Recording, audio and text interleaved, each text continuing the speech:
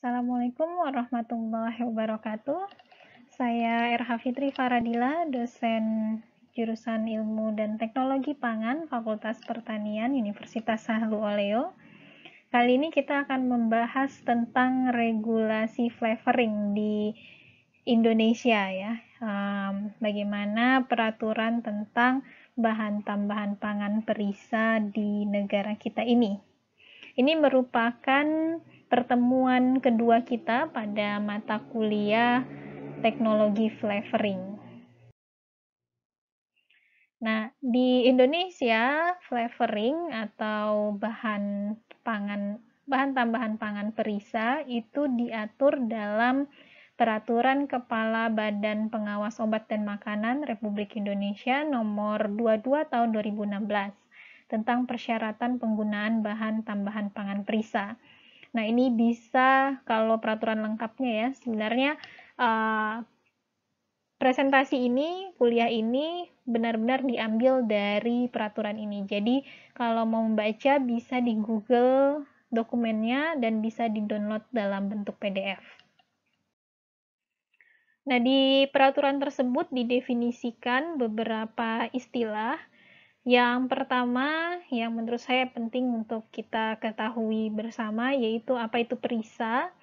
Perisa adalah, kalau bahasa Inggrisnya flavoring ya, perisa bahan tambahan pangan bisa berupa preparat konsentrat dengan atau tanpa ajudan perisa atau flavor ajang yang digunakan untuk memberi flavor dengan pengecualian rasa asin, manis, dan asam. Jadi yang diatur di sini adalah bahan-bahan yang berupa preparat konsentrat dengan atau tanpa ajudan perisa untuk memberikan flavor pada bahan pangan, kecuali ada pengecualian untuk rasa asin, manis, dan asam. Karena ini ada aturannya sendiri untuk pemanis, misalnya baik pemanis buatan maupun pemanis alami itu ada aturannya sendiri. Nah, yang di sini peraturan perisa ini pengecualiannya adalah rasa asin, manis, dan asam.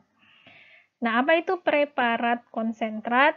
Preparat konsentrat adalah bentuk sediaan yang terdiri dari satu atau lebih jenis perisa. Bisa gabungan gitu ya.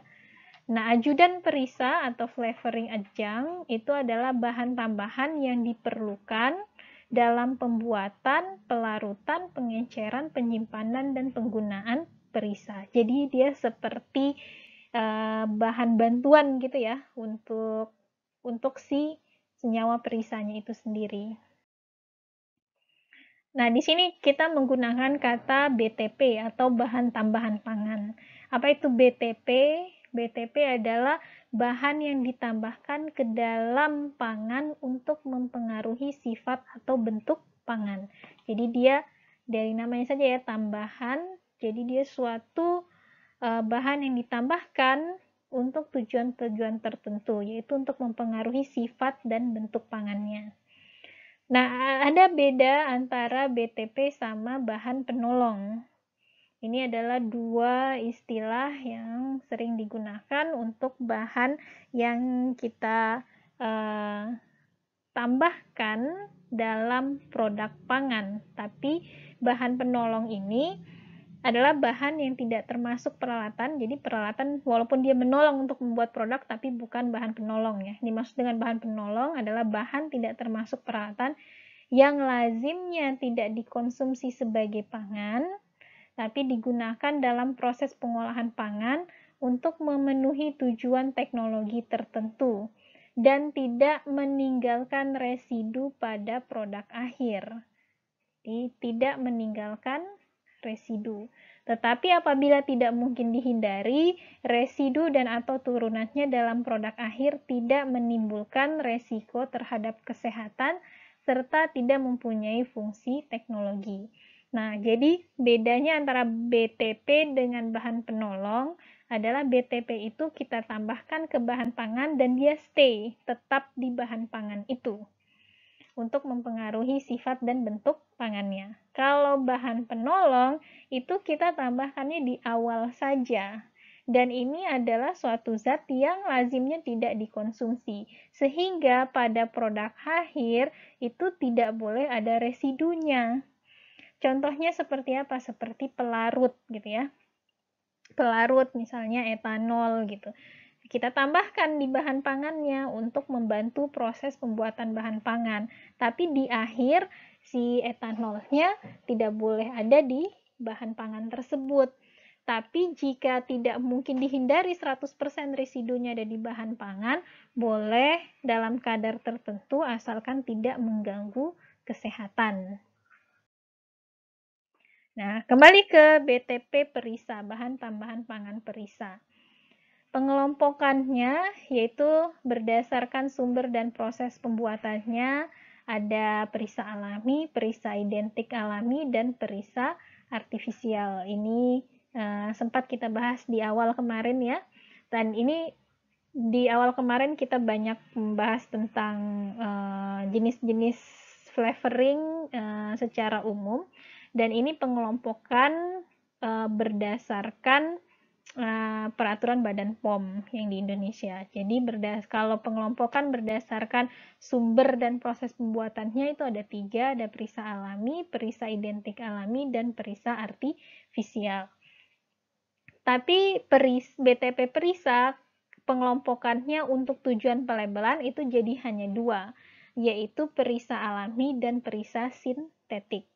Jadi kalau kita lihat di label bahan pangan, ada tulisan perisa alami atau perisa sintetik.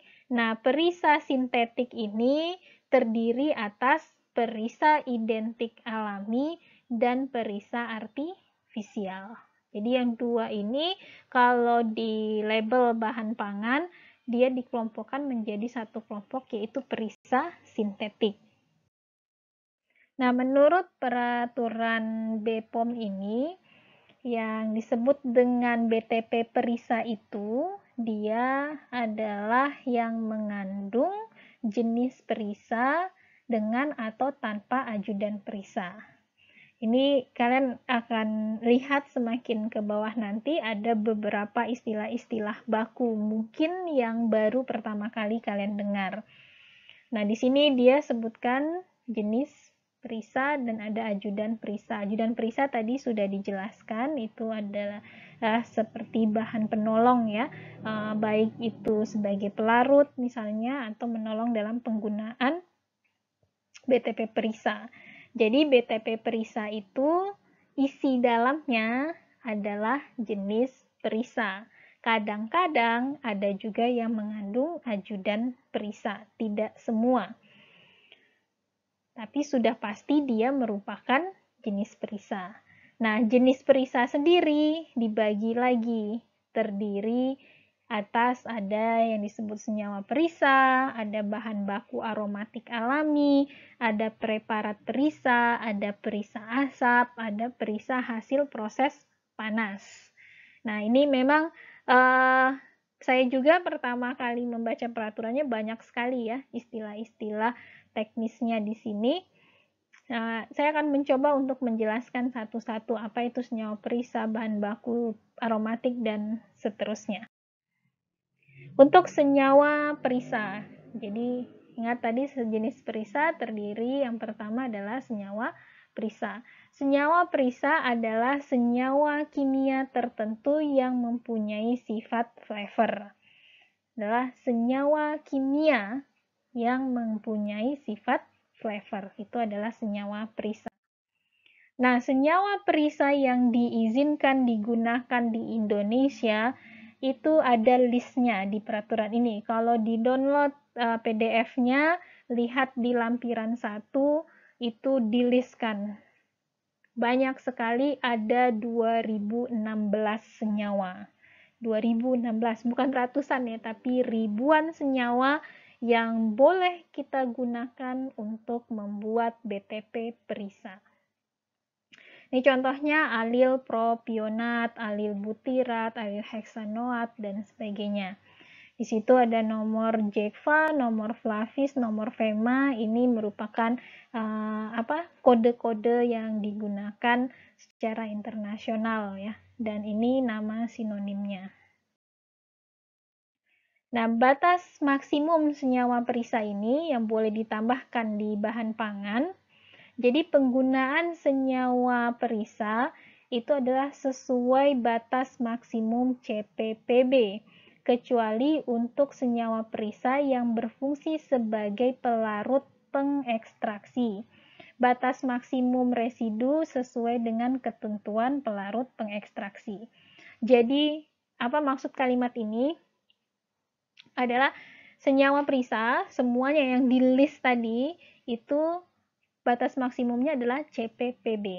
Apa itu CPPB? Cara produksi pangan yang baik atau Good Manufacturing Practice.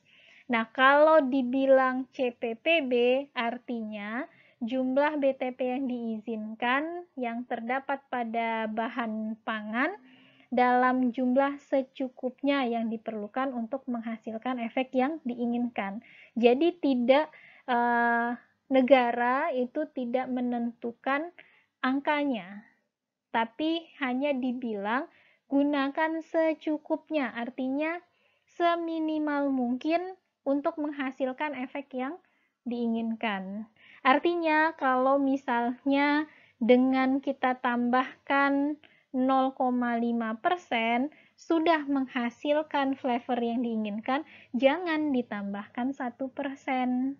Gitu. Jadi itu CPPB. Tapi tidak diberikan angka, oh maksimal harus 5% misalnya. Berarti di atas 5% sudah salah, tidak.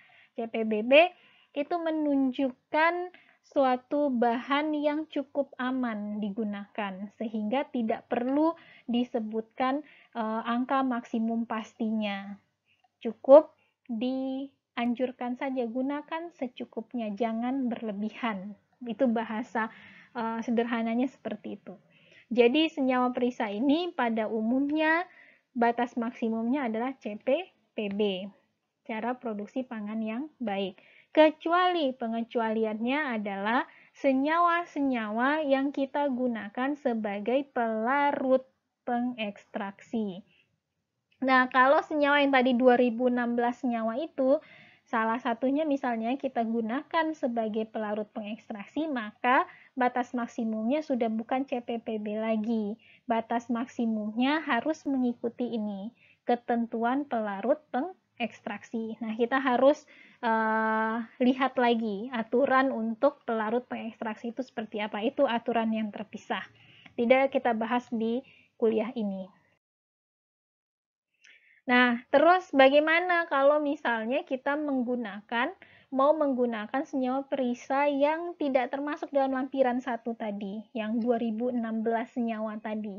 Karena kan namanya perkembangan ilmu pengetahuan, ada senyawa perisa baru yang ditemukan, mungkin sudah disetujui di negara lain, tapi di negara kita belum. Nah, kalau seperti itu bagaimana? Apakah kita tidak boleh gunakan? Bisa kita gunakan dengan syarat dan ketentuan yang berlaku, yaitu penggunaan senyawa perisa selain yang tercantum dalam lampiran 1 hanya boleh digunakan sebagai BTP perisa setelah mendapatkan persetujuan tertulis dari Kepala BPOM. Jadi, untuk mendapatkan persetujuan ini kita harus mengajukan permohonan. Permohonannya bagaimana? Permohonan tertulis yang disertai dengan kelengkapan data. Nah, di peraturan ini yang tadi nomornya sudah saya sebutkan di awal, itu di lampirannya ada contoh formulirnya untuk mau kita melakukan permohonan. Di situ banyak isiannya. Nah, salah satunya di sini seperti yang dilihat di sebelah kanan, komposisi produk pangannya, jumlah penggunaan BTP-nya, fungsi dan tujuan, sertifikat analisis, dan sebagainya. Terutama yang penting itu juga yang bagian ini. Untuk menjelaskan bahwa BTP tersebut aman. Meskipun dia belum ada di list yang 2016 senyawa tadi, tapi kita bisa buktikan dari referensi, dari hasil penelitian, dari hasil pengujian di negara lain, bahwa BTP tersebut aman untuk digunakan, dan itu harus kita perlihatkan dalam surat permohonan kita. Nah, menurut peraturannya, keputusan persetujuan atau penolakan dari Kepala BPOM terkait yang kita ajukan tadi itu diberikan paling lama 180 hari sejak hari kerja sejak diterimanya permohonan secara lengkap. Itu berdasarkan peraturannya. Prakteknya seperti apa? Saya kurang tahu. Mungkin jika ada yang punya pengalaman bisa share di komen ya pengalamannya yang pernah mengajukan untuk menggunakan senyawa perisa yang tidak termasuk dalam list yang tadi. Oke, itu untuk senyawa perisa. Nah, jenis perisa berikutnya ada bahan baku aromatik alami. Apa itu bahan baku aromatik alami? Yaitu bahan baku yang berasal dari tumbuhan atau hewan yang cocok digunakan dalam penyiapan, pembuatan, atau pengolahan perisa alami. Jadi ini untuk pembuatan perisa alami. Itu bahan bakunya berasal dari tumbuhan maupun hewan. Terus yang ketiga, preparat perisa.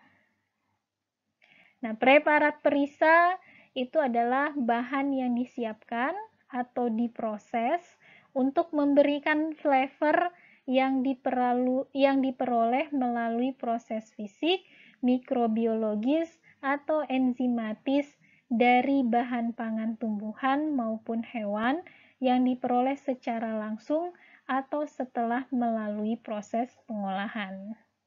Nah, beda kalau yang bahan baku aromatik alami itu benar-benar berasal dari bahan bakunya dari tumbuhan dan hewan. Kalau preparat perisa itu bahan yang disiapkan itu melalui proses dulu, baik proses fisik, mikrobiologis maupun enzimatis. Walaupun bahannya sumbernya juga dari hal yang alami, yaitu tumbuhan dan hewan. Tapi tumbuhan dan hewan ini kita berikan dulu suatu proses baik fisik, mikrobiologis, dan enzimatis. Itu untuk bahan baku aromatik alami dan preparat perisa. Nah, bagaimana dengan batas maksimum dari senyawa-senyawa tersebut? Jadi, untuk bahan baku aromatik alami dan preparat perisa, ini bisa mengandung senyawa-senyawa aktif. Senyawa aktif itu adalah senyawa kimia yang alami terdapat dari bahan itu, tapi memiliki suatu fungsi-fungsi tertentu. Contohnya adalah aloin, terus asam agarat misalnya ya. Nah, total di lampiran 2 ini dalam peraturannya bisa kita lihat di situ ada 16 senyawa bioaktif. Nah, senyawa bioaktif ini karena dia punya sifat aktif tertentu yang untuk bahan-bahan tertentu itu diatur batas maksimumnya. Misalnya aloin untuk makanan batas maksimumnya adalah 0,1 mg per kilogram. Kalau minuman 0,1 mg per kilogram dan dihitung terhadap produk siap konsumsinya.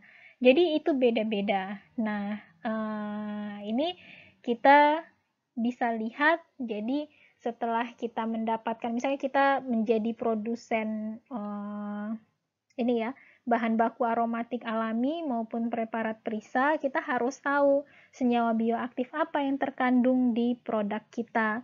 Nah, kalau memang mengandung senyawa bioaktif, kita cek di lampiran 2, apakah senyawa bioaktifnya itu ada batas maksimumnya atau tidak. Nah, lalu jika BTP perisa ini mengandung senyawa bioaktif, berarti informasi kandungan senyawa bioaktif ini harus disampaikan di dalam spesifikasi BTP perisa kita. Jadi harus dituliskan, oh BTP ini mengandung senyawa bioaktif A, B, C, D, E, aloin, asam agarat misalnya dan sebagainya. Jenis perisa berikutnya yaitu perisa asap. Apa itu perisa asap? Yaitu jenis perisa yang diperoleh dari kayu keras termasuk serbuk gergaji, tempurung, dan tanaman berkayu melalui proses pembakaran terkontrol atau destilasi kering atau perlakuan dengan uap yang sangat panas, dan selanjutnya dikondensasi serta difraksinasi untuk mendapatkan flavor yang diinginkan. Jadi ini adalah senyawa flavor atau perisai yang didapat dari proses pengasapan. Simpelnya begitu. Nah, proses pengasapan ini dia uraikan yaitu dengan cara pembakaran atau destilasi kering atau dengan menggunakan uap yang panas. Terus untuk mendapatkan flavornya bisa dengan cara kita kondensasi dulu lalu difraksinasi sehingga kita dapatlah flavor yang kita inginkan. Nah, penggunaan perisa asap dalam pangan itu dibatasi oleh adanya senyawa penanda benzoapiren. Ini yang menjadi pembatasnya.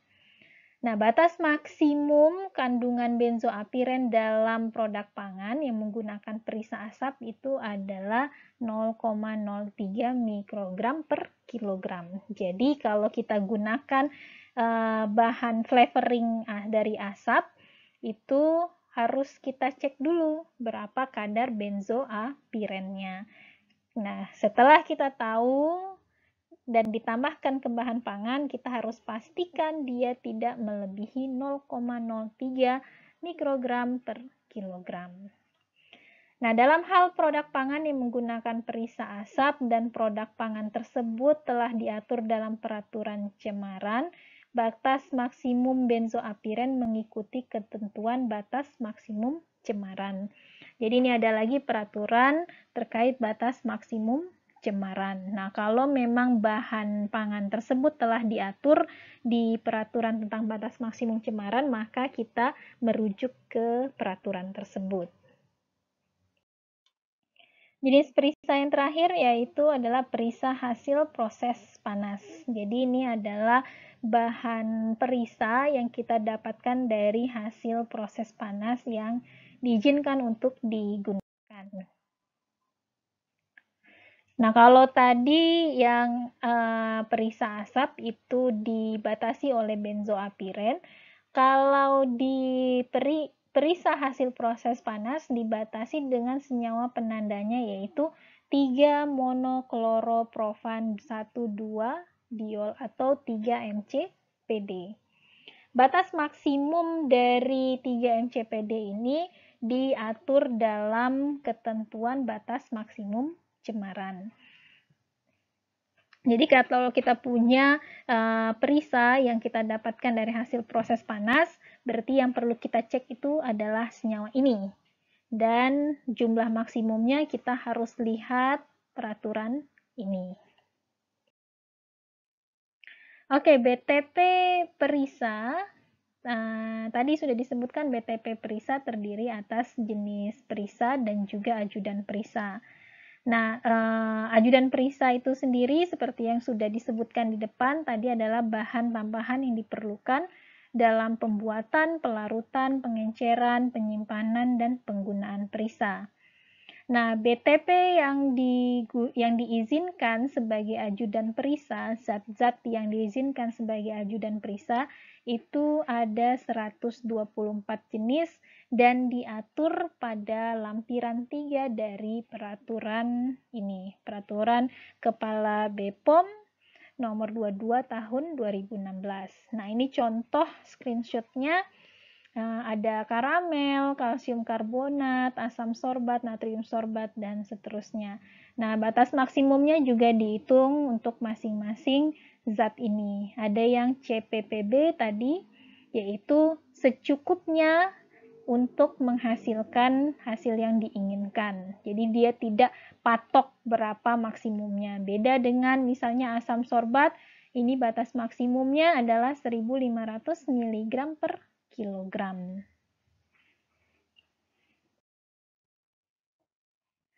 Nah, terus jika BTP perisa menggunakan pelarut pengekstraksi dalam proses pembuatan perisa, maka residu pelarut pelarut untuk pengekstraksi harus diinformasikan dalam spesifikasi BTP Prisa. Jadi, misalnya kita memproduksi suatu BTP Prisa gitu ya, terus kita menggunakan pelarut. Nah, kita tahu pelarutnya masih ada residunya di produk tersebut, di BTP Prisanya. Nah, jumlah residu ini harus kita cantumkan dalam spesifikasi produk kita, spesifikasi BTP Prisa.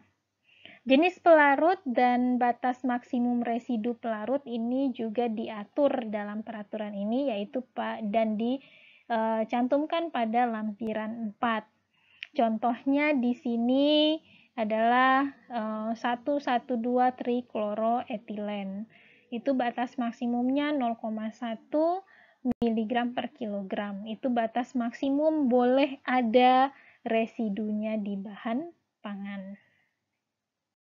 Penggunaan BTP Prisa juga diatur, yaitu tadi ya, penggunaan BTP Prisa dalam produk pangan harus seminimal mungkin untuk mencapai efek teknologi atau CPPB, kecuali tadi untuk produk-produk yang ada senyawa bioaktifnya, maka ada batas maksimum terhadap senyawa bioaktif tersebut. Terus untuk asap, benzoapiren, terus senyawa bahan perisa yang dari proses panas juga ada batas maksimum untuk senyawa tertentu. Nah, tapi konsep umumnya adalah kita gunakan seminimal mungkin untuk mencapai efek yang diinginkan. Efek teknologi yang diinginkan itu adalah misalnya aromanya tercapai, misalnya ada aroma durian, rasa durian, atau flavor lainnya. Nah, syarat khusus ini untuk penggunaan BTP Prisa pada formula pertumbuhan dan juga untuk produk makanan pendamping ASI atau MPASI. Nah, dua produk ini ada peraturan khususnya, yaitu di sini bisa dilihat di lampiran peraturan tersebut ya, ada BTP Prisa yang diizinkan pada formula pertumbuhan itu hanya ada 4, ekstrak buah alami, ekstrak vanila, etil vanilin, dan vanilin. Dan ini batas maksimumnya. Terus kalau untuk makanan pendamping ASI atau MPASI juga sama jenis perisa yang boleh digunakan untuk produk tersebut, hanya bedanya nanti di etil vanilin dan vanilin batas maksimum yang boleh digunakan. Nah, bagaimana dengan larangan? Jadi, selain diatur tentang penggunaan, juga ada peraturan tentang larangan. Nah, si BTP Prisa ini dilarang digunakan jika tujuannya yang pertama menyembunyikan penggunaan bahan yang tidak memenuhi persyaratan. Jadi kalau ada bahan tertentu, senyawa tertentu yang digunakan di produk pangan, sebenarnya itu sudah melanggar persyaratan atau peraturan dan menimbulkan flavor yang tidak diinginkan, ditutupin sama BTP Prisa, itu dilarang.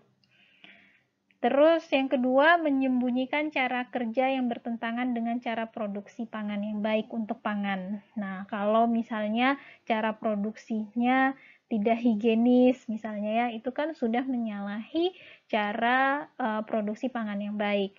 Nah, hasil produknya jadi flavornya tidak maksimum, maka disembunyikan dengan BTP Prisa, itu tidak boleh. Terus yang ketiga, jika kita ingin menyembunyikan kerusakan pangan, misalnya pangannya sebenarnya sudah basi, sudah rusak, supaya masih terlihat bagus, kita tambahkan BTP Prisa, itu dilarang, dan jika dilanggar maka ada sanksi yang diberikan. Terus juga BTP Prisa dilarang digunakan pada formula bayi. Itu tidak boleh untuk produk seperti susu formula pada bayi, tidak boleh menggunakan BTP Prisa. Demikian